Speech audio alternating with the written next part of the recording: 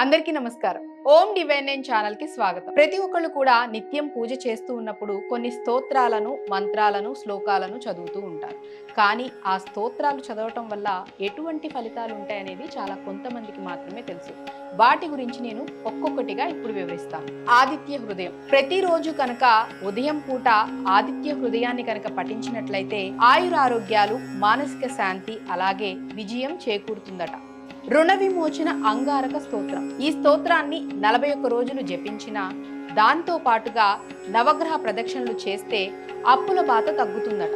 విష్ణు సహస్రనామం. విష్ణు సహస్రనామాన్ని 41 రోజుల పాటు పారాయణం చేస్తే వ్యాపార నష్టాలు అనేవి ఉండవు. అలాగే ధనం ఇబ్బందులు ఏమన్నా ఉన్నా కానీ అవి తొలగిపోతాయని చెప్తున్నారు. సంతాన సమస్యలు ఉన్నవాళ్ళు కాళహస్తిలో సర్పదోష నివారణ పూజ లేదా సంతాన గోపాలకృష్ణ వ్రతం కనుక చేసుకున్నట్లయితే విశేషమైన ఫలితం ఉంటుందట. ఇక ఇంకొంతమందికి వివాహం ఆలస్యం అవుతూ ఉంటుంది, లేకపోతే ఎన్ని చూసినా గానీ కుదరకుండా ఉంటూ ఉంటాయి.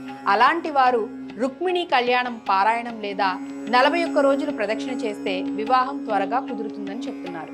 అలాగే మన ఇంట్లో కానీ లేకపోతే ఏదైనా వ్యాపారం చేస్తున్నట్లయితే ఆ వ్యాపారంలో కానీ ధనాభివృద్ధి జరగాలి అంటే శ్రీ సూక్తం నిత్యపారాయణం, అలాగే మాస శివరాత్రి రోజున రుద్రాభిషేకం చేయించినట్లయితే మంచి ఫలితం ఉంటుందట. హనుమాన్ చాలీసా. హనుమాన్ చాలీసాని 40 రోజులు నియమంగా చదివితే సర్వకార్య సిద్ధి కలుగుతుందని చెప్తున్నారు. మహామృత్యుంజయ మంత్రం. దీన్ని నిత్యం 108 సార్లు జపిస్తే ఆరోగ్య సమస్యలు ఏమన్నా ఉన్నా తొలగిపోతాయని చెప్తున్నారు. అలాగే భయం కూడా తగ్గుతుందట. దుర్గా సప్తశతి. దీన్ని గనక చదివినట్లయితే కష్టాలు, శత్రు బాధలు తొలగిపోతాయని చెప్తున్నారు. అలాగే ఆత్మవిశ్వాసం కూడా పెరుగుతుందట. శ్రీ లలితా సహస్రనామం. దీన్ని గనక నిత్యం పఠించినట్లయితే మానసిక ప్రశాంతత, కుటుంబ సుఖం, అలాగే సౌభాగ్యం కలుగుతుందని చెప్తున్నారు. నవగ్రహ స్తోత్ర పారాయణం కనుక చేసినట్లయితే గ్రహ దోషాల ప్రభావం తగ్గి జీవితం సజావుగా సాగుతుంది. గణపతి అధర్వ శీర్షం. ఇది కనుక ప్రతిరోజు పఠిస్తే కార్యాలలో ఆటంకాలు ఏమన్నా ఉన్నా కానీ అవి తొలగిపోతాయని చెప్తున్నారు. విష్ణు ధ్యానం, తులసి పూజ గనక చేసినట్లయితే ధన స్థిరత్వం ఉంటుందట. గృహంలో కూడా శాంతి చేకూరుతుందని చెప్తున్నారు.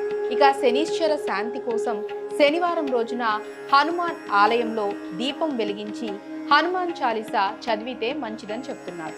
అలాగే చంద్రశాంతి కోసం సోమవారం శివాభిషేకం చేస్తే మనశ్శాంతి కలుగుతుందట. కేతుగ్రహ శాంతి కోసం గణపతి పూజ, వినాయక వ్రతం చేస్తే మంచిదని చెప్తున్నారు. రాహు శాంతి కోసం దుర్గాదేవి పూజ లేదా లలితా సహస్రనామ పారాయణం చేస్తే విశేషమైన ఫలితాలు ఉంటాయట. ఈ విధంగా వీటిని చేసుకోవటం వల్ల మన జీవితంలో వచ్చే సమస్యలు తొలగిపోయి మనకు మంచి జరుగుతుందని మన పెద్దలు చెప్తూ ఉన్నారు.